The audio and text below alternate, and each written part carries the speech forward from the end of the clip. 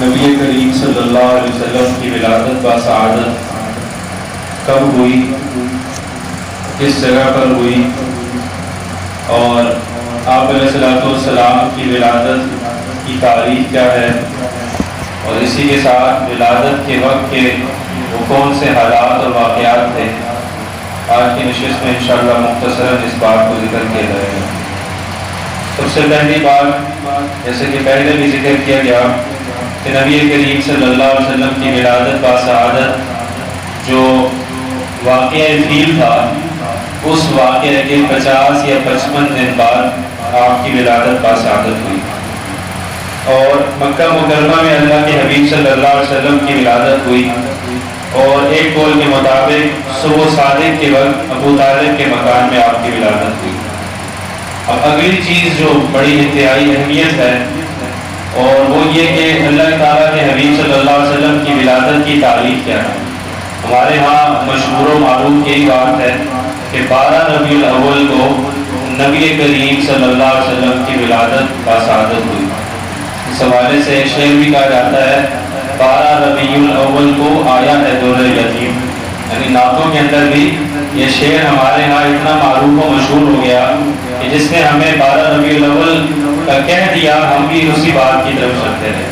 لیکن مشہور اور معروف قول یہ ہے کہ اللہ تعالیٰ کے حبیب صلی اللہ علیہ وسلم کی ولادت با سعادت 8 ربیع الاول ہوئی۔ اب اس پر کیا دلیل ہے؟ فیصلہ کسی ایک شخصیت کا نہیں ہے، کسی ایک فرد کا نہیں ہے، بلکہ بہت بڑی جماعت کا ہے۔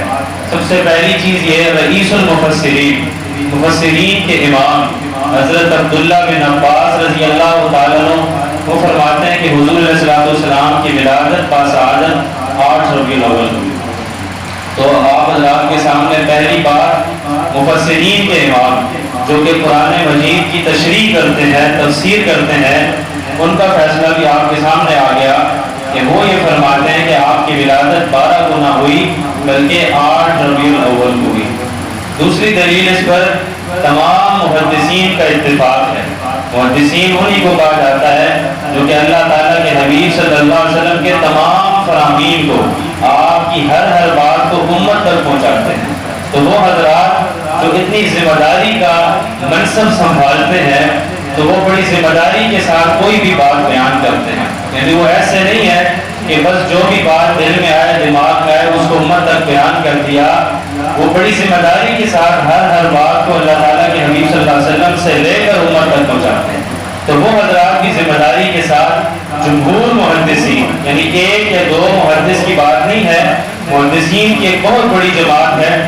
ان کی بھی یہی رائے ہے کہ 8 ربیع الاول کو اللہ تعالیٰ کے حبیب صلی اللہ علیہ وسلم کی ولادت ہوئی۔ اسی کے ساتھ تیسری دلیل اس پر یہ ہے کہ تمام مؤرخین جو تاریخ کے فن سے وابستہ رہتے ہیں، جو تاریخ کے حساب کتاب کو جانتے ہیں، ان کا بھی یہی فیصلہ ہے کہ اللہ تعالیٰ کے حبیب صلی اللہ علیہ وسلم کی ولادت 8 ربیع الاول ہوئی۔ تو اس لیے آپ حضرات سے اگر کوئی پوچھتا ہے کہ حضرات آپ تو 8 ربیع الاول کہتے ہیں، 12 ربیع الاول کا انکار کرتے ہیں، تو آپ ان 3 باتوں کو سامنے رکھ کر اپنی بات کو بطور ثبوت کے، بطور دلیل کے بیان کر سکتے ہیں کہ بھائی یہ ہماری بات نہیں ہے، مفسرین کے امام کی بات ہے، یہ ہماری بات نہیں ہے، محدثین کی ایک بہت بڑی جماعت کا فیصلہ ہے، یہ ہماری بات نہیں ہے، بلکہ مؤرخین جو کہ تاریخ کے حساب کتاب کو بیان کرتے ہیں، یہ ان کا فیصلہ ہے۔ یہ تو بات پہلی ہو گئی کہ نبی کریم صلی اللہ علیہ وسلم کی ولادت جو 8 ربیع الاول کو ہوئی ہے، امت کو ایک بہت بڑے یعنی ایک ڈھانچے میں ڈالا ہوا ہے، اور ہم سارے کے سارے لوگ اسی بات پر چلے ہوئے ہیں کہ آپ صلی اللہ علیہ وسلم کی ولادت 12 ربیع الاول کو ہوئی، اور پھر اس چیز کو بیان کرتے کرتے ہم بہت سی چیزوں کو کرنے لگ جاتے ہیں جس کا نبی کریم صلی اللہ علیہ وسلم کی ولادت سے ذرہ برابر بھی کوئی تعلق نہیں۔ دوسری چیز جو سمجھنے کی ہے کہ ولادت کے وقت میں انتہائی اہم واقعات پیش آئے۔ 3 واقعات یہاں پر بطور خاص ذکر کرنا مناسب ہوگا۔ سب سے پہلی چیز حضرت عثمان بن ابی العاص رضی اللہ تعالیٰ عنہ، ایک صحابی ہیں، بیان کرتے ہیں کہ میری والدہ نبی کریم صلی اللہ علیہ وسلم کی ولادت کے موقع پر حضرت آمنہ کے پاس موجود تھی۔ ان کی والدہ کا نام فاطمہ ہے۔ تو وہ بیان کرتے ہیں کہ میری والدہ نے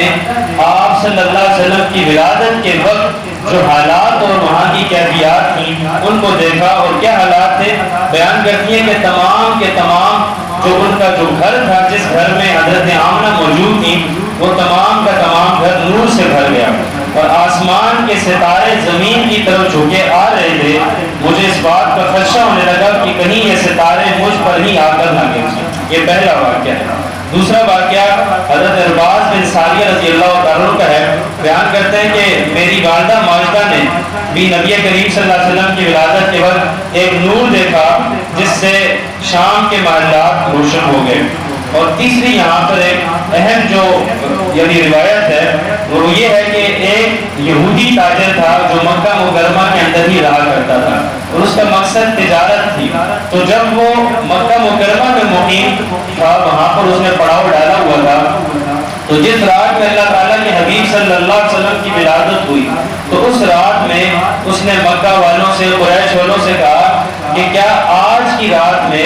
یہاں کسی بچے کی ولادت ہوئی ہے؟ تو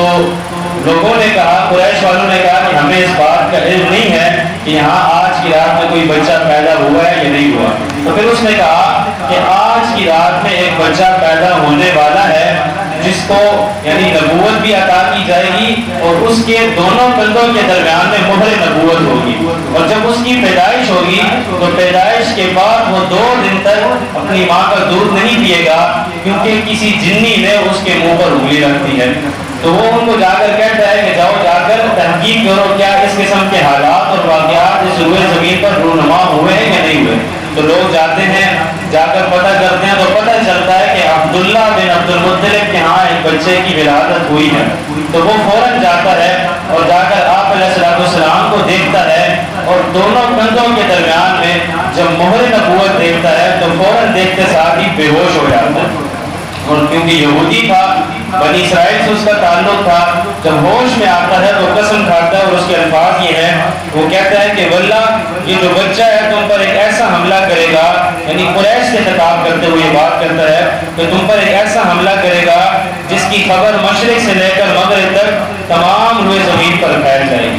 اب یہ اس بات کو بھی بیان کرتا ہے، اور جب ہوش میں آتا ہے تو یہ کہتا ہے، بڑے افسوس کے ساتھ کہتا ہے کہ جو نبوت تھی وہ بنی اسرائیل سے نکل کر بنو اسماعیل میں چلی، کیونکہ ان کا یہ خیال تھا کہ جو آخری نبی ہوگا وہ بنی اسرائیل میں آئے گا، لیکن اللہ تبارک و تعالیٰ کو یہ منظور نہ تھا، بلکہ منظور یہی تھا کہ بنو اسماعیل کی طرف یہ نبوت لوٹ جائے گی اور آخری نبی انہی میں سے پیدا کیا جائے گا۔ آخری بات یہ ہے کہ یہاں جو ایک اہم نقطہ سمجھنے کا ہے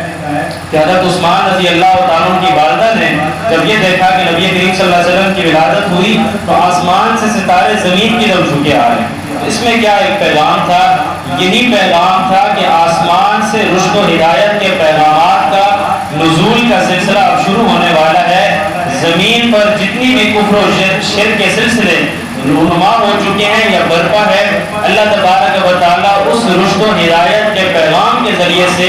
کفر و شرک کے تمام سلسلوں کو ختم کر دے گا۔ اسی وجہ سے انہوں نے اس خاص منظر کو دیکھا کہ آسمان سے زمین کی طرف ستارے جھکے چلے آ رہے ہیں، اور اس میں امت کے لیے ایک بہت بڑا پیغام تھا کہ نبی کریم صلی اللہ علیہ وسلم کی ولادت ہوئی، اور آپ کی ولادت کے بعد سے لے کر نبوت کا سلسلہ شروع ہوا، اور 23 سال کے عرصے تک اللہ تبارک و تعالیٰ کا مبارک کلام نازل ہوتا رہا اور امت کے مبارک سلسلے قائم رہے۔ انشاءاللہ اگلی نشستوں میں آپ صلی اللہ علیہ وسلم کے عقیدے اور آپ کے نام اور اس کے بعد آپ کی پرورش کے معاملات کیسے طے ہوئے اس کو بھی ذکر کیا جائے گا۔ اللہ تبارک و تعالیٰ سب کو آپ صلی اللہ علیہ وسلم کی سچی محبت عطا فرمائے۔